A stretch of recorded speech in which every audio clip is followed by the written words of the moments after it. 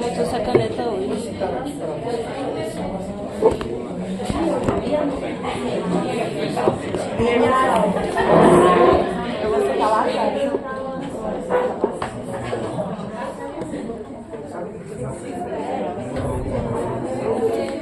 ¿Cuáles los otros?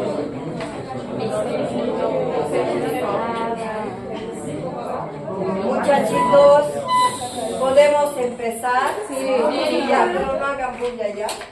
Ahora, una cosa les digo, ¿dónde ha quedado la asistencia? Déjenlo, ¿ya? Y van a completar al final. Déjenlo ahí, no quiero que se estén pasando, haciendo bulla. Entonces, vamos a hacer este tema que es intoxicaciones en pediatría. Es un tema, tengo entendido, por lo menos yo les preguntaba siempre los anteriores semestres si habían llevado intoxicaciones. Siempre me contestaban que no, pero me parece que algunos sí han llevado intoxicaciones en emergencias, ¿verdad? Medicina legal. Ah, ya. Ah, claro, es que medicina legal es nueva, no se hacía antes. Me alegro. Entonces, esta forma de hacer el enfoque de intoxicaciones es lo actual, digamos, lo que se está haciendo, porque antes se manejaban las intoxicaciones como patologías separadas absolutamente, pero el manejo es sindrómico. Creo que lo han visto ya así ustedes, es la forma nueva de enfocar las intoxicaciones y van a ver que es súper interesante esto. Entonces, queridos, quiero que esto es absolutamente aplicable a adultos. Obviamente las dosis no serán las mismas, pero se aplica tranquilamente a adultos.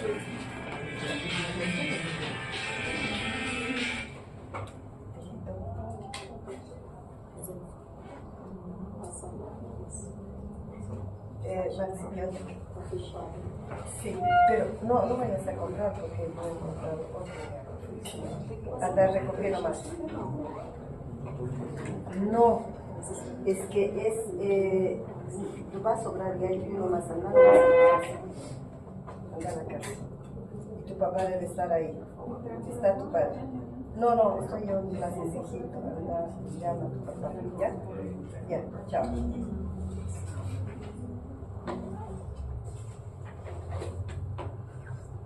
Bueno, perdón.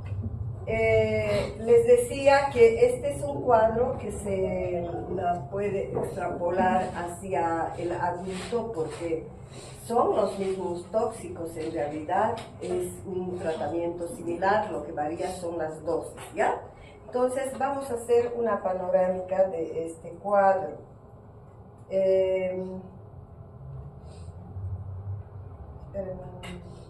Ahora sí. Como introducción, chicos, podemos decir que las intoxicaciones desde el punto de vista epidemiológico, en niños en general son situaciones casuales, si quieren, accidentales, porque el niño muchas veces toma en su inocencia cosas tóxicos que pueden estar en una botella de Coca-Cola, por ejemplo, ¿verdad? O no sabe el peligro, no sabe interpretar nada y el niño toma. Entonces, casi siempre, muy particularmente en niños pequeños, es accidental. Pero si nosotros nos vamos a un grupo más grande de pediatría, que son los adolescentes, que en realidad ya son casi bien cerca de ser adultos, son conscientes de sus actos, en ellos la gran mayoría no son accidentales, son intencionales. Ellos desean morir, quieren intoxicarse, quieren suicidarse. Por eso es que se habla que siempre esto es voluntario, es un intento de suicidio en los grandes, ¿ya? Casuísticas de acá no, probablemente existen, pero no las he conseguido. Sin embargo, el libro donde sale el manual fundamentalmente es un libro gringo, hace enfoque en su epidemiología y dice: que más o menos al año se intoxican. Fíjense, cantidades ingentes en Estados Unidos que varían entre 5 a 10 millones de personas en todo Estados Unidos, y que mueren de este grupo alrededor de 5.000 a 10.000 personas por intoxicación. Entonces es una cifra realmente alta. La otra cosa que se sabe, que más o menos 1 de cada 10 a 15 está en contacto con algún tóxico que hay en su casa. Pueden ser de estos de limpieza, estos agroquímicos, cualquier circunstancia, pero están en contacto, próximos a agarrar de la mano y poder, digamos, consumir para intoxicarse. ¿Cómo se intoxican la gran mayoría? El 88% por la vía oral. Esto es aplicable a todos los grupos etarios, es aplicable a los sexos, no hay diferencia, y el porcentaje es mucho menor, por ejemplo, cuando se intoxica a través de la piel, cuando el tóxico pasa a través de la piel, o cuando está en el medio ambiente por inhalación, digamos. El porcentaje es mucho menor.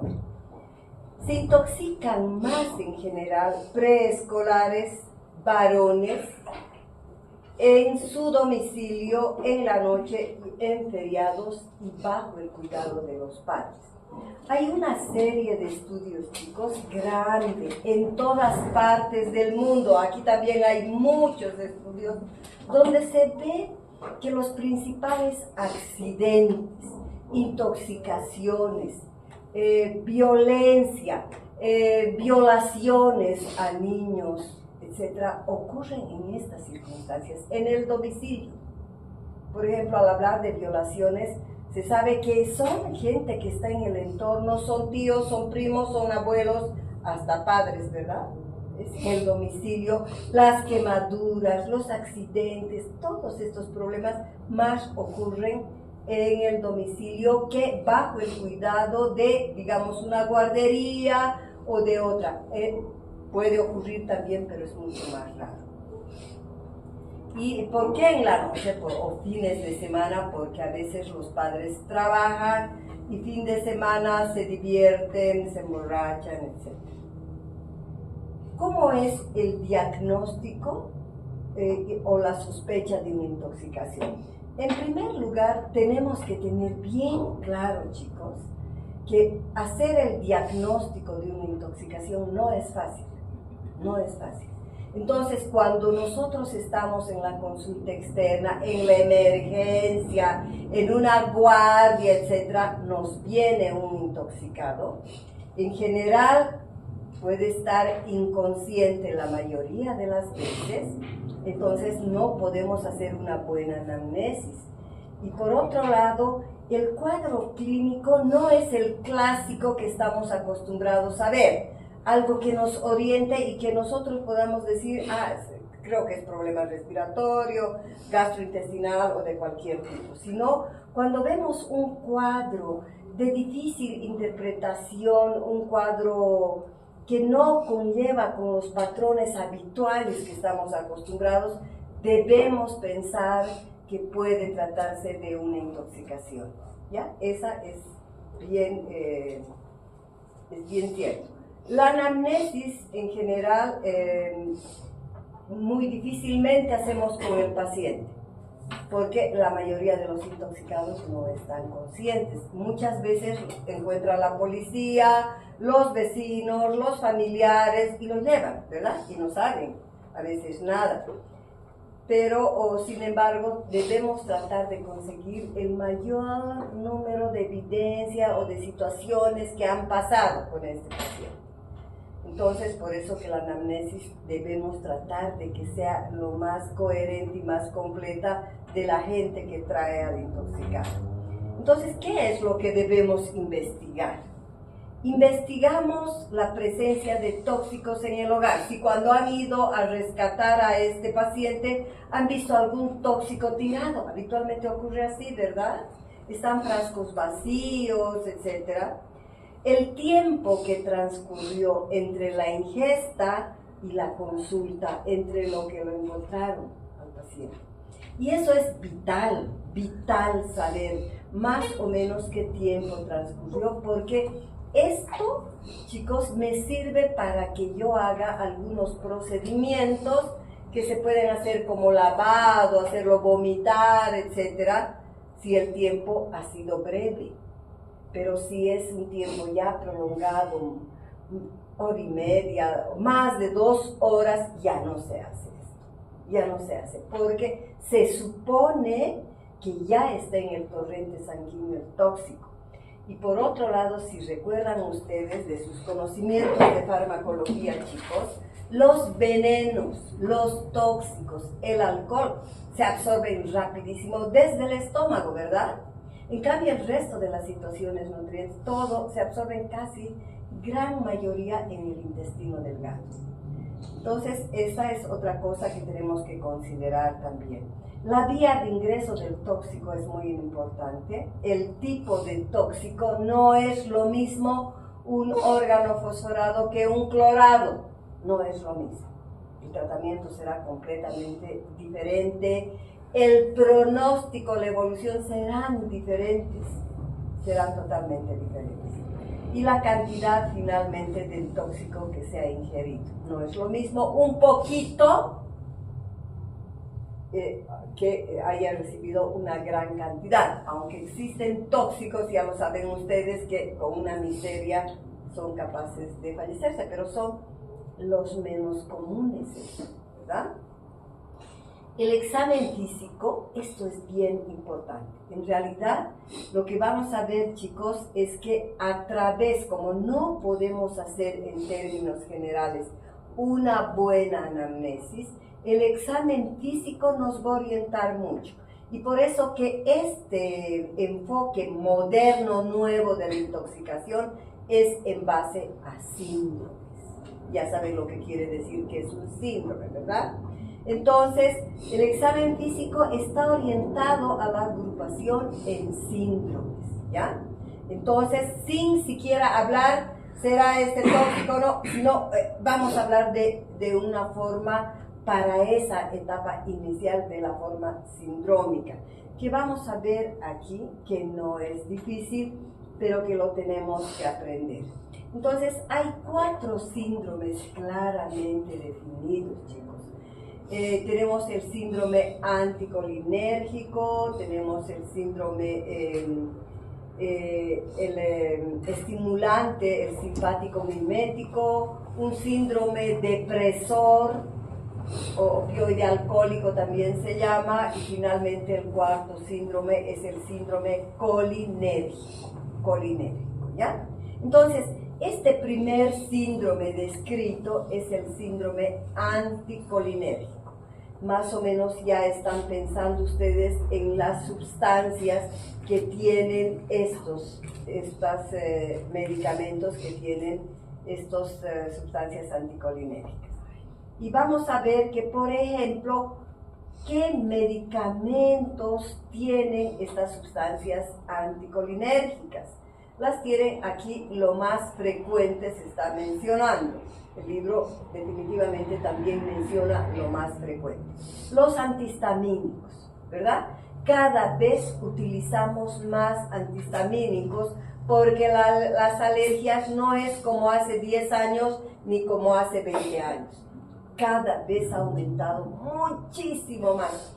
Y si se fijan, esta última temporada por el smog, el humo, muchos casos de rinitis, pero en toda la gente con alguna predisposición alérgica está a la orden del día. Entonces, son los antihistamínicos, los antidepresivos, que no utilizan los niños, sino más bien utilizan las madres en términos generales, las madres.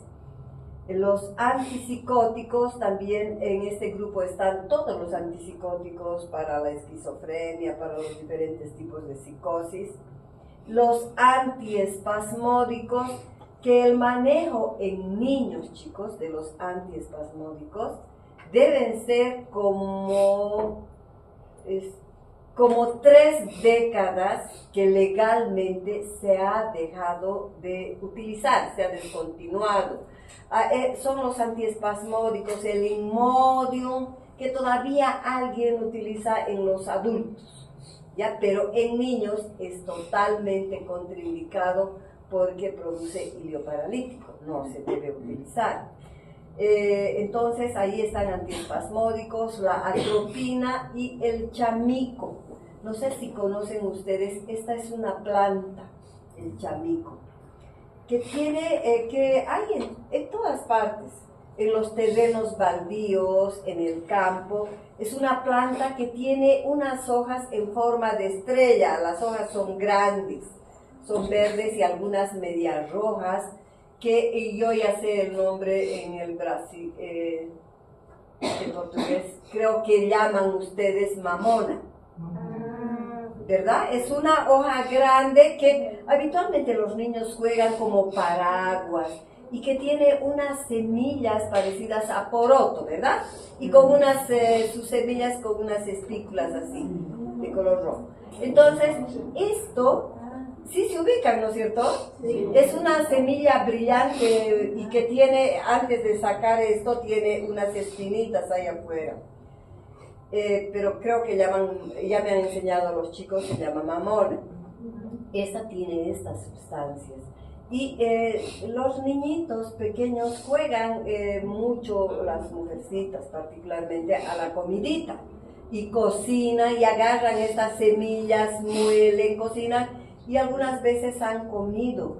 Cuando yo trabajaba en el Manuel Asensio Villarroel, venían niños intoxicados, grupitos de 4, 5, 6 niñitos que venían que habían comido esto, ¿verdad? Intoxicados. Entonces, no es tan raro esto, pero alguna vez sí pueden ver ustedes. ¿Qué es lo que produce esta intoxicación? Produce, fíjense, todo el efecto anticolinérgico, chicos. Delirio, puede producir taquicardia. Una de las cosas más características es una gran midriasis, así, ¿verdad? Así, una midriasis extrema. Puede haber mioclonías, fiebre, convulsiones, sequedad de piel y mucosas. Es otra de las características grandes, la sequedad de piel y mucosas, porque actúa a nivel de todas las glándulas sudoríparas. ¿Tienen alguna pregunta ustedes? Pero eso al último deberías mostrar y a todos tus compañeros. Ahorita dejaremos de ver queridos, ¿ya? Entonces, otra característica es la sequedad de piel y mucosas, ¿ya? Se pone la piel totalmente seca, hay signos de deshidratación, mucosas secas, y por esta sequedad la piel y por el efecto anticolinérico, la piel se pone roja, así totalmente rubicunda, seca, y puede haber signos de deshidratación muy evidentes, ¿ya? Eso es el efecto cuando yo encuentro en una intoxicación que no sé siquiera qué tomó. Esto yo lo catalogo como un síndrome anticolinérgico. Y causantes, ya saben, lo más frecuente, queridos. Antihistamínicos, antidepresivos, antipsicóticos, la atropina, antiespasmódicos. Como les digo, antiespasmódicos ya nadie usa. Nadie usa, solamente algún viejito antiguo tal vez puede utilizar, pero ya está contraindicado esto. El otro síndrome es el simpático mimético. A ver, fíjense, el nombre también, queridos, me está diciendo simpático mimético, ¿verdad? Un estimulante del sistema nervioso simpático, ¿no es cierto? Entonces, esto es un factor estimulante muy grande, y aquí, fíjense, al ver las sustancias nos vamos a dar cuenta. ¿Qué medicamentos o sustancias químicas me producen este síndrome? Por ejemplo, una intoxicación por cocaína. Saben bien que la cocaína es un estimulante central que estimula pero terriblemente, saben todos los efectos. Las anfetaminas igualmente son estimulantes centrales, los dejan totalmente hiperkinéticos. La cafeína es un estimulante central, pero casi nadie, chicos, llega a estos casos graves por haber tomado cualquier cantidad de café. Nos quedamos un poco así nada más, podrá ser arañando, pero nada más. Pero fíjense, con estas otras sí es grave. La teofilina es otro estimulante central. La efedrina, fíjense, la efedrina, pseudoefedrina, fenilpropalamina, ¿en qué medicamento encontramos? Ustedes lo saben. Acuérdense, efedrina, pseudoefedrina y fenilpropalamina. No en antitusivas, por ahí es, pero no en eso. En antigripales, queridos, están estas sustancias, efedrina, pseudoefedrina. Y fíjense, son estimulantes centrales. ¿Qué pasa con el estimulante central, por ejemplo? Que para ponerles un ejemplo, cuando hay estos campeonatos así grandes, que no sé qué se llaman, no se me viene a la cabeza ahorita, pero de atletismo, de toda clase de deportes, olimpiadas, gracias, en las famosas olimpiadas siempre les hacen el antidoping y les buscan drogas, ¿no es cierto? Anfetaminas, cocaínas, de todo, pero además buscan esto. Efedrina, pseudoefedrina. Yo me acuerdo que alguno ha declarado, sí, a mí me han dado de baja porque yo estaba resfriado y estaba tomando mi antigripal. Eso es falso, porque absolutamente todos los entrenadores, los jugadores saben que este es un estimulante central. Entonces, al ser estimulante central, fíjense, y al estimularse el simpático, ¿qué pasa en el corazón? ¿Se acuerdan? Aumenta la frecuencia cardíaca, aumenta la fuerza de contracción, aumenta el volumen minuto, aumenta el gasto cardíaco. Es decir, pone en condiciones óptimas, superiores a lo normal. ¿Qué pasa con el aparato respiratorio? Igualito. Aumenta la capacidad vital, aumenta el volumen minuto. Es decir, el uso de estas sustancias hace que estas personas estén en superioridad de condiciones. Por eso que son prohibidas también, ¿ya? Entonces, cualquiera de estas sustancias ingresan a producir este síndrome simpático-mimético. ¿Y qué es lo que van a producir? Toda la estimulación del simpático. Alucinaciones, paranoia, midriasis, acuérdense, el que está pasado con la cocaína anda así, ¿verdad? Así con las pupilas así grandes.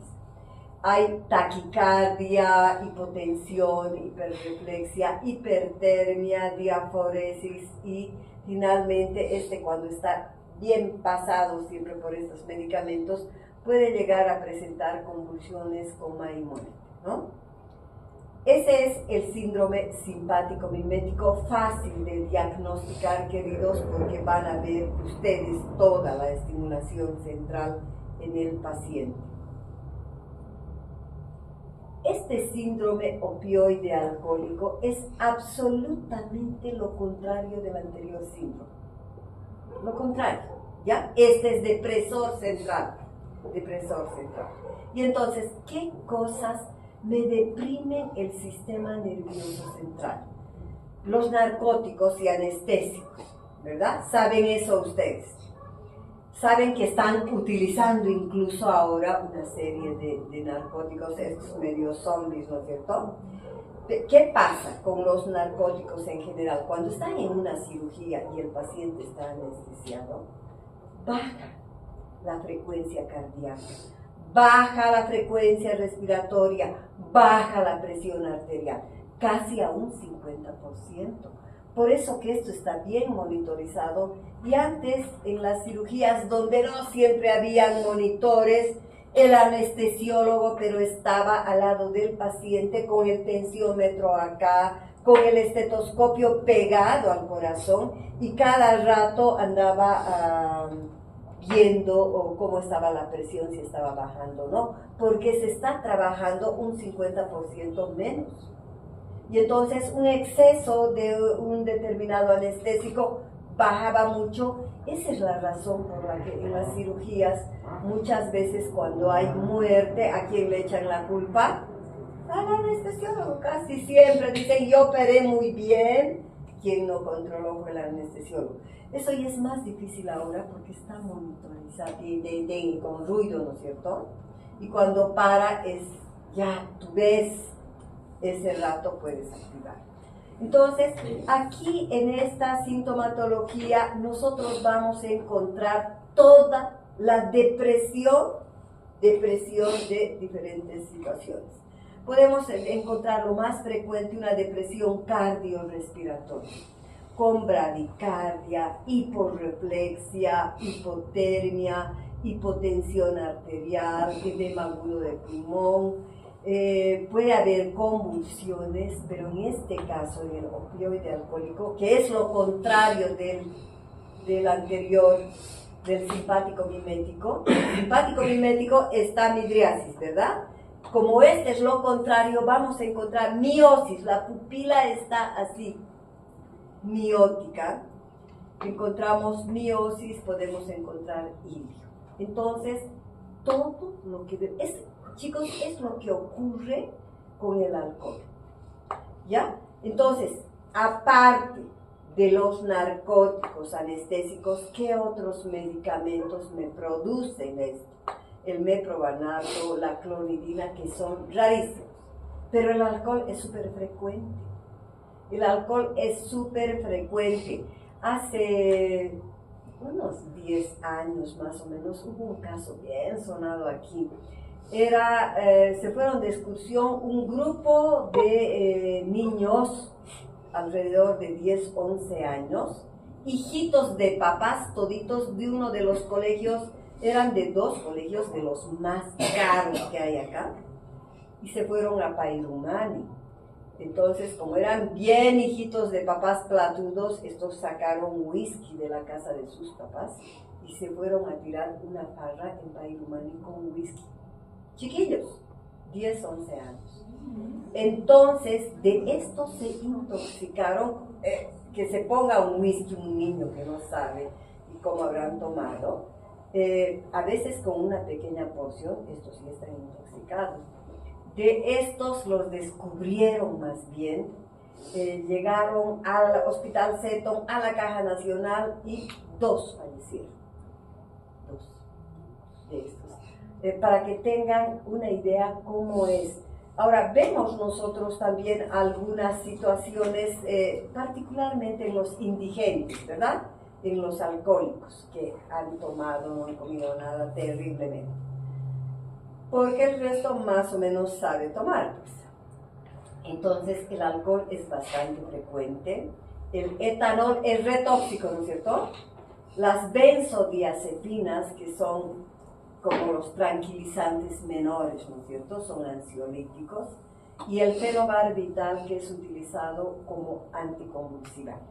Todos estos, chicos, todos son depresores cardiorrespiratorios que corresponden al síndrome opioide alcohólico. Luego tenemos el cuarto síndrome, queridos. Este cuarto síndrome es exactamente lo contrario del primer síndrome. Lo contrario, es el síndrome, el otro era anticolinérgico, ¿verdad? Ahora es este síndrome colinérgico. ¿Y qué me da este síndrome colinérgico? En general, queridos, esto no se olviden, son los plaguicidas organofosforados. Son los famosos organofosforados. Y yo estoy segura que ya han debido ver, porque es una de las intoxicaciones más frecuentes, y si no lo han visto en el internado, con toda seguridad van a ver esto. Con toda seguridad, no uno, varios casos. Esto es re frecuente. ¿no? Los órganos fosforados que tienen el nombre, alguno que tiene alguna hacienda, terrenos, etcétera, conoce estos productos. Malatium, Perfectium, Paratium son órganos fosforados y que tienen un olor, pero es horrible. Por más de que volvamos en 1000 envolturas, no se puede. Y si está en un cuarto guardado, el cuarto queda impregnado, aunque esté súper sellado, es así de fuerte. ¿Qué es lo que me produce el síndrome colinérico? Será exactamente todo lo contrario del primer síndrome. ¿Se acuerdan que en el primer síndrome era todo seco, deshidratado, rubicundo? ¿Verdad? Ahora aquí van a ver ustedes. Este síndrome colinérgico, por la acetilcolina, chicos, dense cuenta, ¿no? Va a estimular absolutamente todas las glándulas del cuerpo. Entonces hay una estimulación sistémica glandular. Todas las glándulas que puedan imaginarse ustedes. Porque desde las glándulas sudoríparas todos están mediadas por la acetilcolina, ¿verdad? Entonces vamos a encontrar acá confusión en el paciente. El paciente no está lúcido. O si lo encuentran muy grave, pasado, ha tomado buena cantidad, lo van a encontrar inconsciente total o en coma, ¿ya? Hay confusión, hay debilidad muscular, hay fasciculaciones. Una de las características, fíjense, es la cianorrea. Tienen así como una espuma saliéndole por la boca, una cianorrea impresionante, porque ahí están estimuladas todas las glándulas salivales, toditas, las submaxilares, sublinguales, la pared, todas están estimuladas, ¿no? Hay cianorrea, hay taquicardia, hay lagrimeo así, pero profuso, el lagrimeo. Hay diaforesis, quiere decir una sudoración profusa, ¿verdad? Terrible, está mojado. Hay cólicos, hay diarrea porque están hipersecretándose las glándulas intestinales del estómago de todo lado. Ya hemos dicho que puede haber taquicardia, hay fasciculaciones y la característica, si nosotros vemos este tipo de pacientes, una de las primeras cosas al ver la cianorrea y que el ñato está así todo mojado, empapado, porque muchas veces liberan esfínteres, se orinan, hacen defecación de todo ahí, liberan esfínteres ellos. Se mira los ojos y ¿qué vamos a encontrar? Miosis puntiforme. Miosis así, es tan pequeñito como la de más chiquito que la cabeza de un alfiler, chicos. En cambio, en el contrario encontrábamos midriasis, ¿verdad? Aquí lo típico es hipersecretando todo mojado y con miosis. Puede haber edema agudo del pulmón. ¿Alguna vez han auscultado un pulmón con edema agudo, chicos? Cuando hagan medicina interna, en su rotación de medicina interna, con toda seguridad que van a ver edema agudo del pulmón. Es como una tormenta. Uno pone el estetoscopio y encuentra todos los ruidos que pueden haber. Es como una tormenta de lluvia, así con ese ruido así terrible, como escuchar el goteo así permanente. Se escuchan estertores, pero una cosa impresionante. Tú te das cuenta que está en edema pulmonar ese paciente. Hay liberación de esfínteres, que les he dicho, y depresión del sistema nervioso central, llegando a convulsionar o al coma profundo de estos pacientes. Los medicamentos, y hemos dicho, los organofosforados. El manejo general, ahora, esto hemos hecho la clasificación sindrómica, queridos. Este es un tema largo, a veces yo hacía en 2 clases, pero ahorita no nos alcanza nada, o sea que vamos a hacer nomás en una clase. El manejo general del intoxicado, fíjense, la medida número 1 es preocuparme. Yo veo al intoxicado y valoro inmediatamente cómo está su vitalidad de ese paciente. muchas veces vemos que el paciente está pálido, choqueándose, o está apenas respirando, etc. Entonces, la primera cosa es mantener con vida al paciente. Antes de que te preocupes, ¿y qué fue? ¿Y qué medicamentos tomó? ¿Dónde está? Nada de eso. Tú actúas ahí. La primera cosa es salvar la vida del paciente, mantener sus signos vitales. Entonces, si lo veo choqueándose, pálido, meteré pues suero a chorro. Si veo su corazón que está apagándose, puedo hacer reanimación, etcétera, pero meto líquidos, meto cardiotónicos. Si está apenas respirando, meteré oxígeno, etcétera. Todo lo que se hace de acuerdo a esa valoración del momento, queridos. Eso es mantener con vida al paciente. 2. Una vez que he hecho esta emergencia grave, que lo he sacado, digamos, del peligro, porque en cuestión de minutos este paciente se me muere. Signos vitales. Debo controlar todos los signos vitales que suban a parámetros normales, observar si respira, si cómo está su corazón, cómo está, etcétera, el color de la piel, todo. Y ahí haré el ABCD de la reanimación. ¿Ya? Esto que han aprendido ustedes. Y tendré que ver que las vías aéreas estén permeables, no estén con alguna secreción que me está impidiendo, que haya una buena respiración, meteré líquidos, que esté canalizado mi paciente, ver la circulación, etc. 3. Si el paciente está consciente, que es lo raro, queridos, en las intoxicaciones, debo tratar de identificar el tóxico, para pensar en ese momento si ese tóxico tiene un antídoto o no, o qué es lo que debo hacer, ¿ya? Y haré la secuencia del tratamiento de las intoxicaciones. Hay así como para la reanimación un ABCD, aquí hay una secuencia también del intoxicado, ¿ya? El ABC del tratamiento de la intoxicación que vamos a ver ahora. Entonces, este ABC del tratamiento de las intoxicaciones, ¿en qué consiste? Evitar la absorción del tóxico. Chicos, ¿saben lo que es absorción? Y ¿tienen claro qué es absorción? ¿Qué es?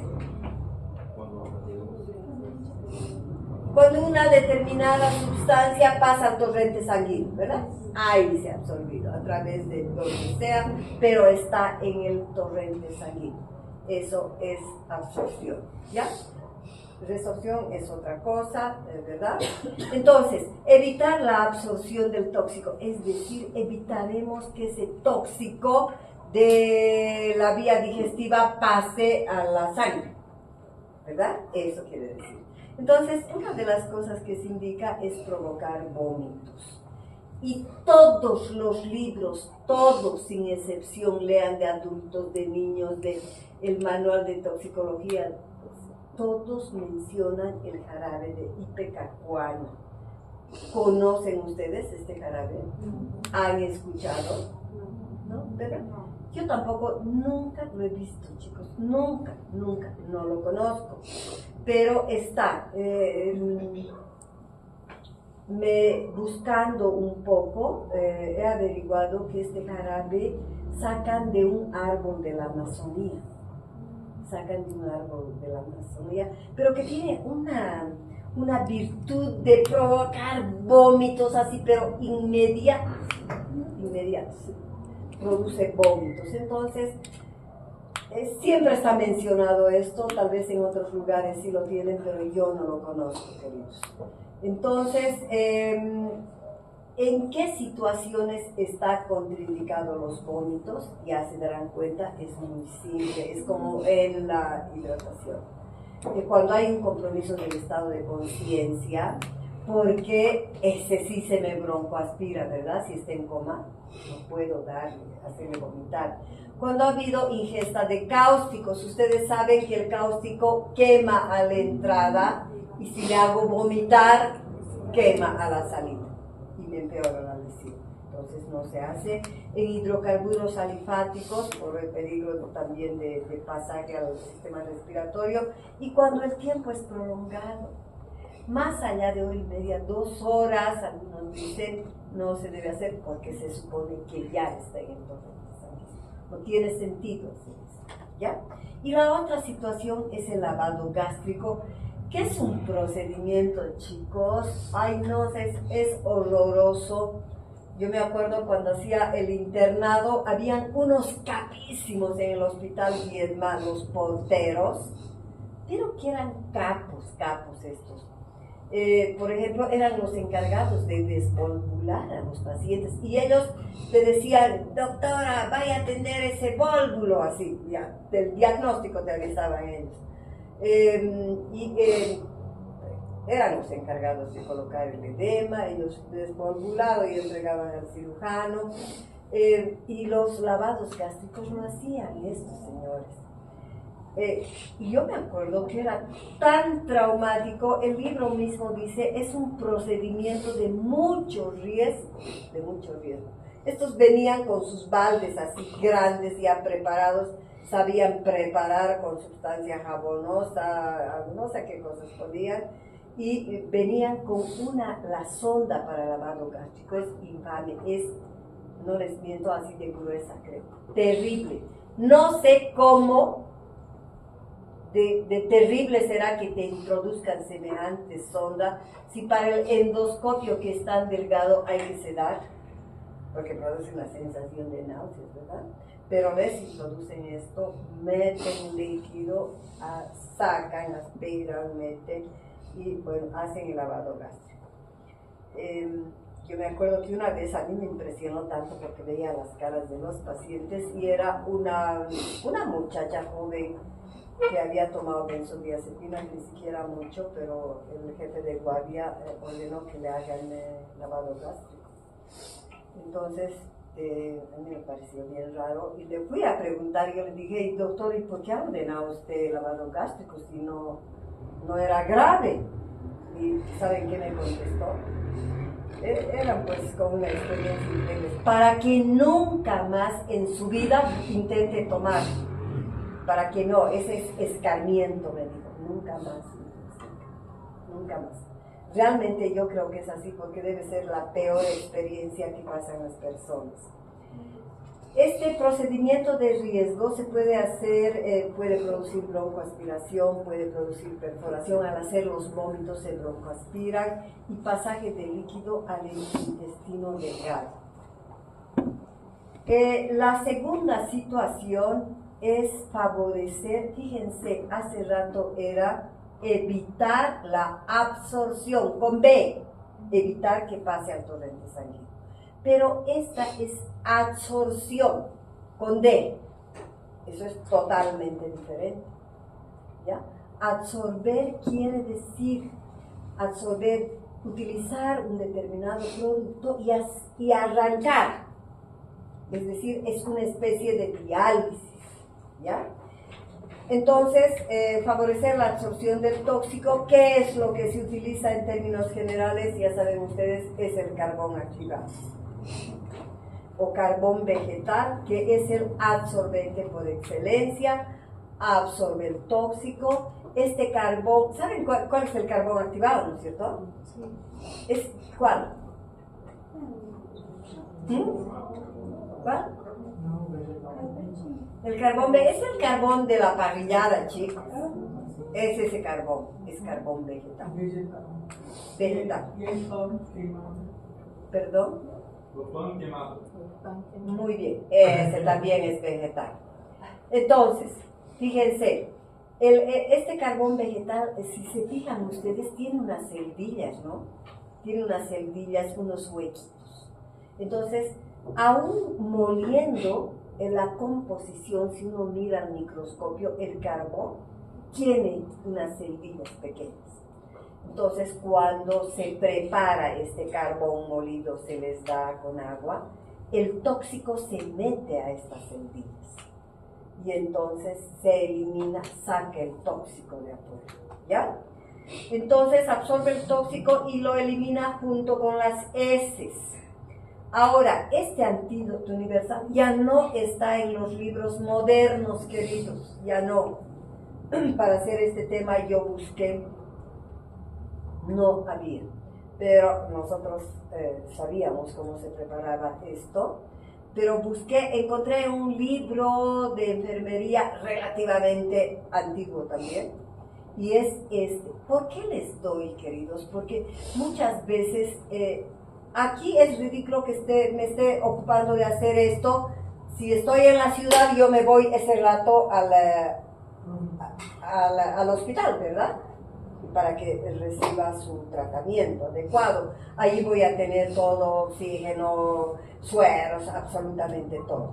Pero si están por si acaso, esto sirve para una emergencia, están en el fin del mundo, en el campo, no tienen nada, hasta que trasladen al paciente, pueden utilizar esto. Y esto ha salvado durante décadas, no solo décadas, generaciones, queridos. Se ha utilizado esto, era lo único que había para manejar a los intoxicados. Este antídoto universal sirve para cualquier clase de tóxico. Y entonces, ¿de qué consta? De carbón activado, de ácido tánico y de sulfato de magnesio. Todas estas cosas hay en la casa. Menos ahora ya no. Como es antiguo, antes, pónganse a pensar, los abuelos de ustedes usaban esto, leche de magnesia, sulfato de magnesio, ¿verdad? Para hacerse sus lavados. Pero ahora ya no, eso es prohibido, no se hace más eso. Peor ahora que se sabe ya más todo de la microbiota, de la macrobiota, todo, no se debe alterar eso, ¿verdad? Entonces, ¿de dónde consigo el carbón activado? Lo ha dicho ya su compañero. Todos tienen en su casa, si no tienen el carbón para la parrilla, todos tienen pan. Y si no tengo yo, el vecino tiene. Entonces consigo pan, quemo hasta que quede carbón, muelo eso y es carbón activado, ¿ya? ¿Cómo consigo el ácido tánico, saben? Es con el té cargado. Creo que ustedes llaman al té sha, ¿puede ser? Sí, Ya, el sha. Entonces agarran varias bolsitas y varias, ¿no? Y ponen y ceban el té. Ahí encontramos grandes cantidades de ácido tánico. ¿Y el sulfato de magnesio para qué es? Es simplemente, como es un laxante, sirve para acelerar el peristaltismo y que saque rapidito todo esto. Entonces, si no hay el sulfato de magnesio, no importa, por lo menos estas dos situaciones sí sirven, ¿ya? Esta mezcla se da en forma continua por sonda nasogástrica y produce diálisis enteral, me produce una limpieza.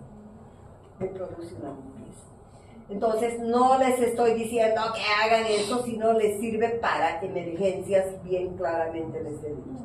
Cuando no tienen nada, cuando están en el campo, cuando están así, muy lejos. 3 es facilitar la eliminación del tóxico. ¿Cómo facilito la eliminación? Realizando actividades como lavar la piel y quitar la ropa cuando es un intoxicado por órganos fosforados, que no es difícil el diagnóstico. El órgano fosforado se elimina por la piel. Y si tú no limpias, se vuelve a absorber por la piel. Cuando uno hace el año de provincia, ve cosas increíbles. Por ejemplo, yo vi una campesinita que trajo a su niña intoxicada porque le había puesto, dice que le apareció piojos, creo, no me acuerdo qué, en la cabeza, y la madre agarró y le echó al cabello. Obviamente se absorbió y estaba intoxicado, ¿no? Entonces, en este caso debemos lavar la piel y quitar la ropa en caso de órganos fosforados, retirar al paciente de la fuente del tóxico, por ejemplo, si hay una intoxicación por monóxido de carbono, ¿no es cierto? Diuresis forzada, ¿cómo hago? Incrementando grandes volúmenes de líquido endovenoso, ¿no es cierto? Si aumento la volemia, voy a producir mayor diuresis, va a orinar el paciente. Hay muchos tóxicos que el riñón se encarga de eliminar. La quelación es otra alternativa, uso de antioxidantes también. Y fíjense que recién, queridos, en cuarto lugar están los antídotos y antagonistas. Antagonizar el tóxico. Y yo aquí se los he reunido porque estaba en todo lado separado los antagonistas y antídotos. Por ejemplo, para intoxicación de órganos fosforados se utiliza la atropina y anoten, falta aquí, queridos, la pralidoxina, que es específico. Este es el verdadero antídoto, la pralidoxina. Pero antes no había pralidoxina, tampoco se encuentra acá muy fácilmente, probablemente ustedes sí lo tienen con mayor frecuencia, pero la atropina se ha utilizado forever. La intoxicación por benzodiazepinas es el flumazenil, La intoxicación por paracetamol es la N-acetilcisteína. ¿Conocen la N-acetilcisteína, verdad? Sí. ¿Perdón? Sí, ¿verdad? Sí. Es un fluidificante. Sí. El fluimucil y tiene fluidasa, no sé qué otros nombres también.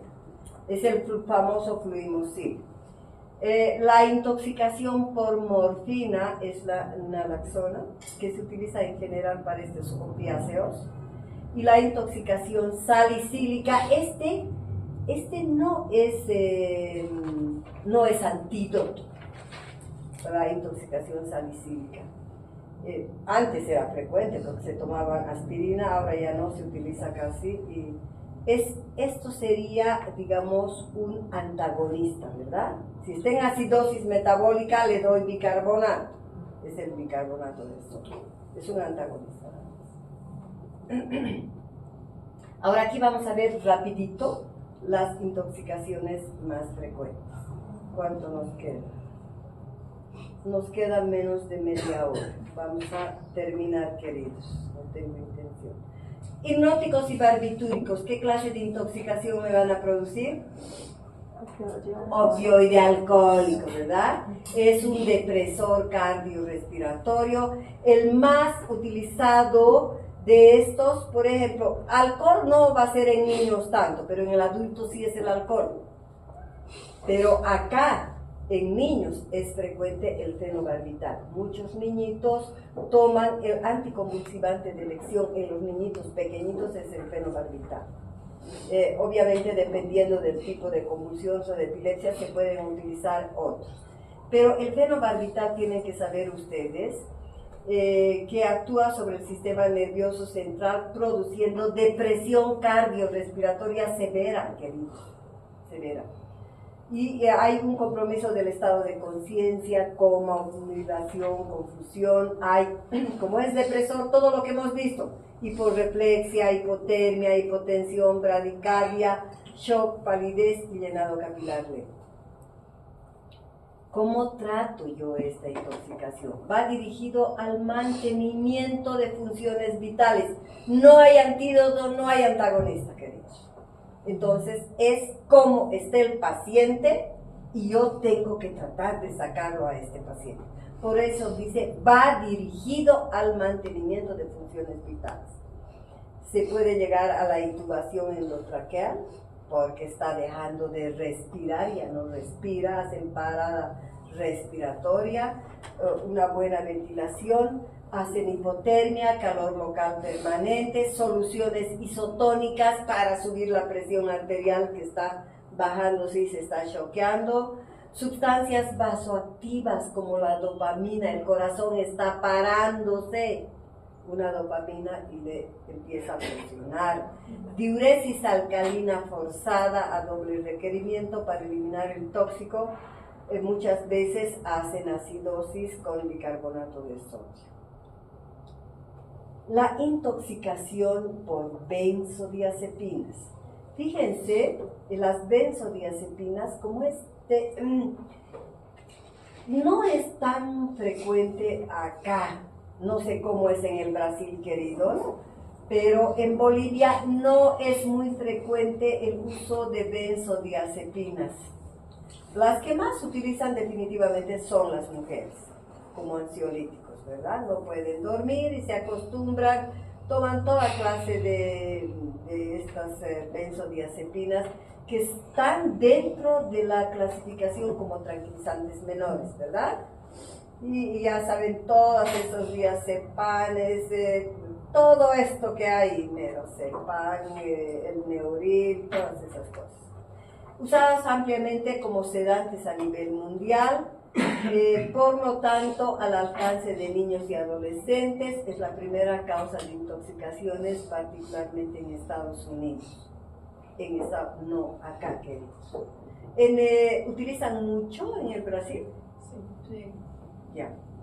Entonces, probablemente es una causa muy importante también de intoxicación, está en niños. Pero por suerte, chicos, las benzodiazepinas no tienen un efecto depresor tan grave como el fenobarbital, por ejemplo. Es menor. Por eso dice, el efecto depresor del sistema nervioso central es poco importante. Pero como son, especialmente en los adultos, llegan a la emergencia, jóvenes intoxicados, no les tiran pelota.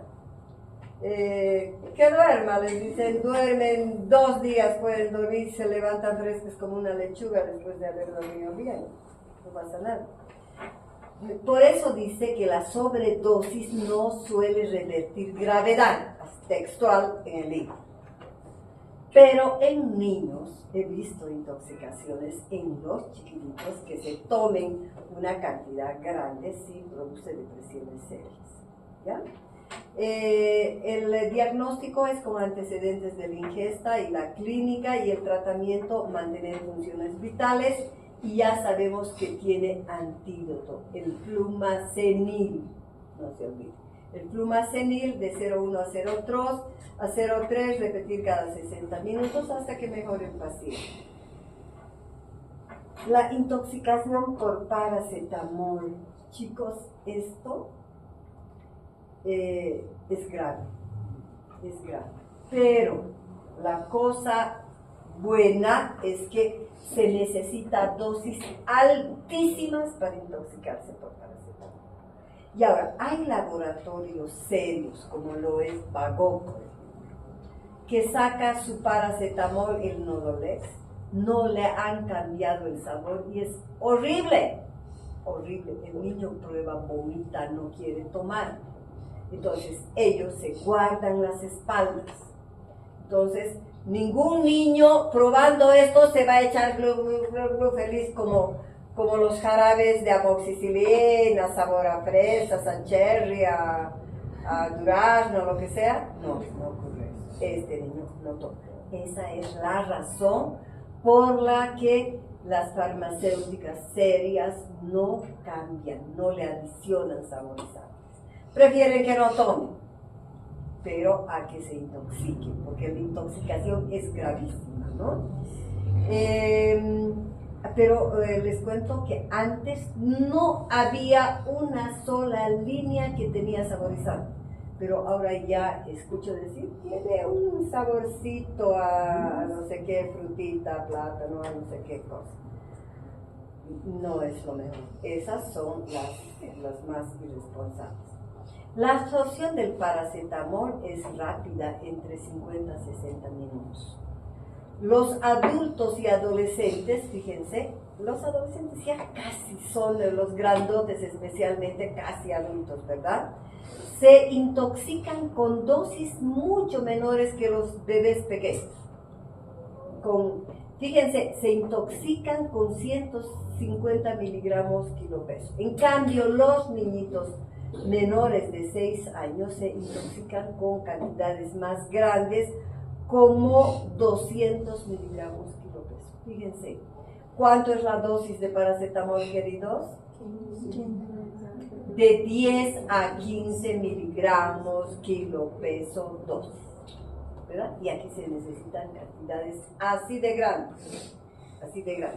Por eso es que se habla que la literatura siempre, los libros de pediatría te dice que el antipirético y analgésico más seguro en pediatría es el paracetamol.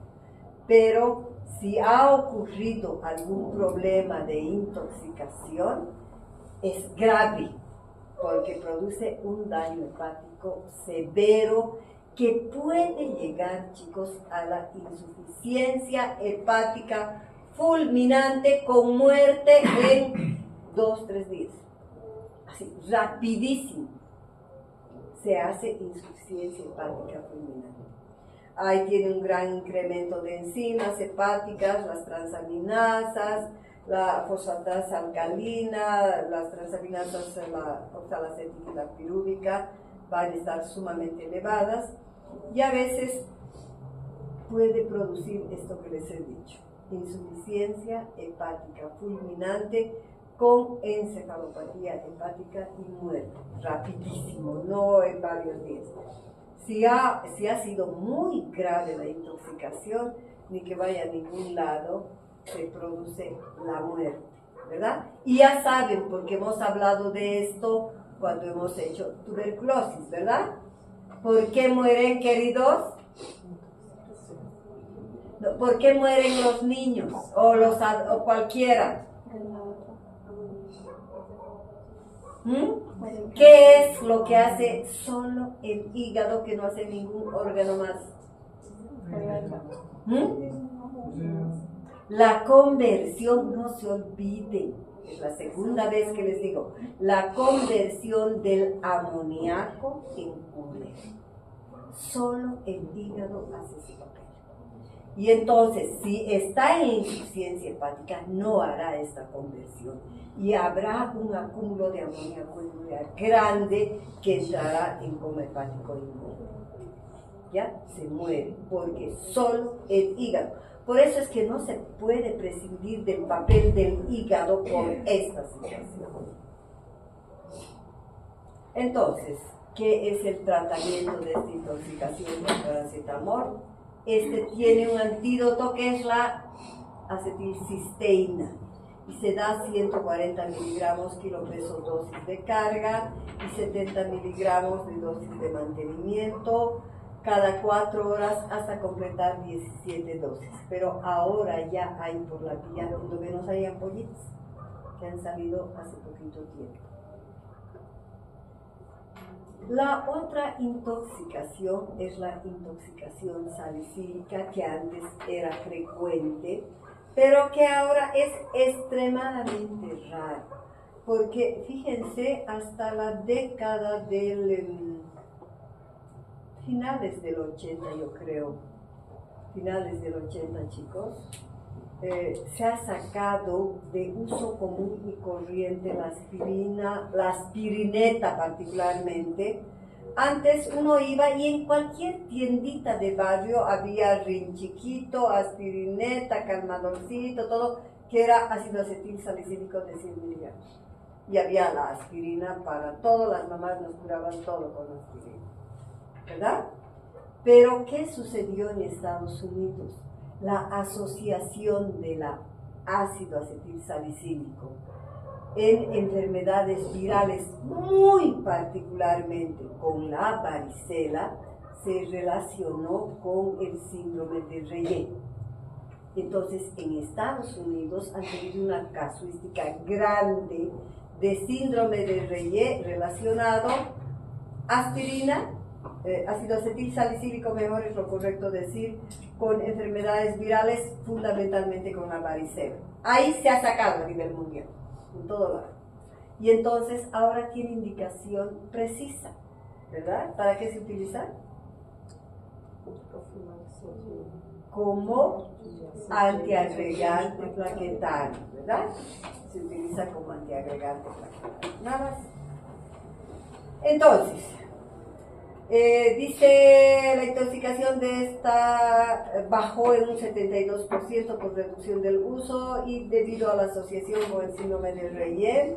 Las manifestaciones que aparecen son con dosis superiores a 150 miligramos kilopeso y la sintomatología ya sabemos cómo es la intoxicación salicílica. Hay hipertermia, hay sangrados, todos los AINES producen sangrados digestivos, ¿no es cierto? Y úlceras también, todos los AINES. Deshidratación, oliguria, náuseas, convulsiones, respiración acidótica, acidosis metabólica y depresión respiratoria. Compromiso del estado de conciencia, muchas veces hasta llegar al coma. Estos pacientes están deshidratados, secos y sangrando a veces. El tratamiento, por eso cuando usan mucho ibuprofeno o han utilizado todavía algunos calmadorcitos, etcétera, o aspirina, todavía algunos usan, vienen muy seguido con epistaxis los niños. Uno averigua y están tomando estos AINES. El tratamiento es el ABC de la intoxicación, solución fisiológica con bicarbonato de sodio. Ya saben la dosis, queridos. 1 a 2 mil equivalentes kilo peso dosis del bicarbonato. La intoxicación por órganos fosforados. Hemos visto ya, esto también rapidito. Son los más utilizados como insecticidas agrícolas potentes. Y ahí tenemos, les repito, los nombres comerciales, metilparatium, malatium, es bien común este malatium, etilparatium, perfectium también es común, pombril, etc. Actúan, fíjense cómo actúan, queridos, estos, inactivando la acetilcolinesterasa en las terminaciones nerviosas periféricas de los nervios motores, ¿se acuerdan de esto? De la placa motora, chicos. La placa motora y el valle sináptico, donde se libera acetilcolina y empieza, ¿se acuerdan, no? Entonces, y después de un momento, cuando se libera la acetilcolina, acuérdense que aparece una enzima que se llama acetilcolinesterasa, ¿no es cierto? Entonces, actúa ahí, en esto. Inactiva la acetilcolinesterasa, por lo tanto hay gran acúmulo de acetilcolina, hay un acúmulo grande de acetilcolina y toda la sintomatología que se produce. Entonces se activa porque la mayoría de las glándulas secretan su inervación, acetilcolina, son fibras colinérgicas, ¿no es cierto? Entonces hay todo lo que hemos dicho, húmedo, salivación, lagrimeo, miosis, secreciones bronquiales, gastrointestinales, ansiedad, confusión, hipotensión, bradicardia, cefalea, convulsiones, diarrea, ataxia, coma, pulmones, hasta llegar al edema agudo del pulmón, depresión cardiorrespiratoria, debilidad muscular y muerte, si es que no se atiende. ¿Cómo se trata? Entonces, la atropina se sigue utilizando, queridos. Antes no había la pralidoxina, que es la específica, pero la atropina se utiliza, y eso en el campo donde sea tienen ustedes, es parte del botiquín de emergencia, queridos. La atropina, 1 miligramo kilo peso, dosis, cada 5 a 10 minutos, así cada rato, hasta atropinizar totalmente al paciente, o en otras palabras, hasta intoxicarlo con atropina. Se debe llegar a intoxicarlo con atropina. Entonces, este paciente que estaba con cialorrea, sudoroso, todo, ¿cuándo nos damos cuenta que lo hemos intoxicado con atropina? Cuando está totalmente seco, deshidratado, rubicundo, y se acuerdan que eran mióticas las pupilas. Miramos las pupilas y están midriáticas. Cuando hay midriasis, corto la atropina. Corto, porque ya lo intoxiqué con atropina. ¿Ya? Corto la atropina. Entonces, dice, utilizar atropina hasta llegar a la intoxicación atropínica, y como me doy cuenta, era bradicárdico, ahora está taquicárdico, piel rubicunda, deshidratada y midriasis. Luego se suspende, y la pralidoxina es el verdadero antídoto, no siempre se encuentra, queridos. 25 a 50 miligramos kilo peso cada 6 a 8 horas, que reactiva la acetilcolinesterasa. Ya está enzima en las terminaciones nerviosas. La intoxicación por monóxido de carbono. No se desesperen porque unita más cortita hay. Esta intoxicación por monóxido de carbono es siempre grave, grave, queridos, grave. Y tiene un pronóstico muy severo. Solamente sobreviven aquellos donde no ha sido tan terrible, no ha entrado tanto monóxido de carbono. Entonces, es un cuadro muy severo. Fíjense, en Estados Unidos, en Europa, donde se utiliza mucha calefacción esta antigua, que elimina este monóxido de carbono, hay mayor frecuencia. Por ejemplo, en el Brasil no creo que utilicen ustedes porque mueren de calor, ¿no es cierto? Pero hay más o menos 1.500 muertes por año. La intoxicación por monóxido de carbono produce hipoxia tisular. ¿Por qué? ¿Se acuerdan de la molécula de hemoglobina? Esta molécula de hemoglobina, ¿sí? ¿Verdad? Y se acuerdan que en cada aristita está prendido ahí el oxígeno, ¿no es cierto? El oxígeno. ¿Qué es lo que pasa cuando entra el monóxido de carbono? Desplaza al oxígeno y se mete el monóxido de carbono ahí. Y entonces la hemoglobina no cumple su función de trasladar el oxígeno. Y la otra cosa que nosotros sabemos, por ejemplo, que la unión del oxígeno en la molécula de hemoglobina es así, laxa, apenas. Entonces va circulando así la molécula de hemoglobina, encuentra una zona de hipoxia y ¡prum!, libera su oxígeno. Facilito, santo. Pero ¿cómo es el enlace del monóxido de carbono a la molécula de hemoglobina? Es así, no se deshace, con nada. Es terrible, no se libera. Por eso es lo grave, queridos, no se libera, ¿ya? Entonces, hay una gran hipoxia tisular porque los puntos de unión de la hemoglobina con el oxígeno son ocupados por el monóxido de carbono, produciendo carboxihemoglobina. La sintomatología será cefalea, confusión, coma, irritabilidad, depresión. Asfixia es lo más importante y todo lo que conlleva la asfixia, esa dificultad respiratoria, depresión cardiorrespiratoria muy severa y muerte. Pero si no todas las moléculas están ocupadas con el monóxido de carbono, en ese caso este paciente tiene la posibilidad de sobrevivir. Pero cuando ha sido grave, acuérdense, no han estado ustedes aquí, en la época del COVID, aquí se puso, especialmente en la clase pobre, quemaban una serie de hierbas y hacían un vapor.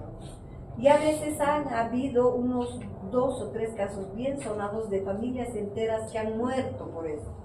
Porque era un cuartito de los pobres donde vivía la madre con sus 4 hijitos o 5 hijitos, y han hecho, como no tenían otro, ahí han hecho y se ha quemado todas, han hecho como fogata estas hierbas, se han intoxicado y al día siguiente estaban muertos, ¿no? Así es horrible. Entonces, y esto les produce una sensación de sedación, de náuseas, de vómitos, y se duermen, no se dan cuenta, se duermen y aparecen muertos, ¿ya? Entonces, el tratamiento es oxígeno al 100% en cámara hiperbárica. En cámara hiperbárica, como utilizaba el Malcolm Jackson. Pero aún y con esto, muchas veces cuando es grave se logra salvar. Y lo último, queridos, la intoxicación por cáusticos.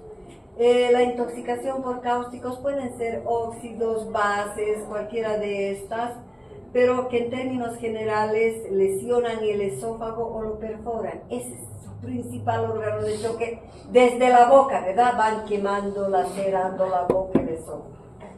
Son producidos por ácidos oxidantes, reductores y corrosivos, como por ejemplo el percarbanato de potasio, ácido clorhídrico, cualquiera de los ácidos, chicos, hipoclorito, etc. Y la sintomatología será salivación, porque han lesionado todita cavidad bucal, la orofaringe, etc. Dolor y ardor en la posición retroesternal porque han lesionado el esófago. Disfonía, dolor retroesternal y por lo tanto ya sabemos aquí está prohibido los vómitos, el lavado gástrico, se debe hacer la hospitalización, todo el ABC de la intoxicación, esofagoscopía para valorar cómo está esto y utilizar metilprednisolona. ¿Para qué se utilizará el corticoide, queridos? Hablen fuerte. Disminuye los procesos inflamatorios. Muy bien, uno hace eso, pero no es la razón fundamental. Baja el proceso inflamatorio, ¿no? Pero ustedes saben que el corticoide también disemina, ¿no es cierto?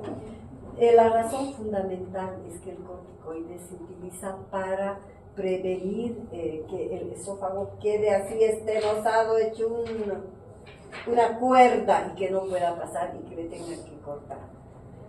Ustedes saben que en las cicatrices, para las cicatrices se utiliza, para evitar estas situaciones, se utiliza corticoide, ¿verdad? Entonces, esa es la razón por la que se utiliza el corticoide.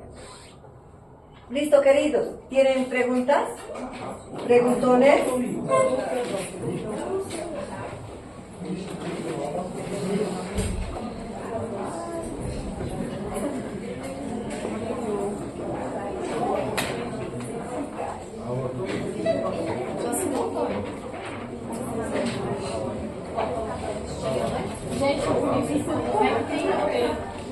É o seguinte, meu povo. Você que logo porque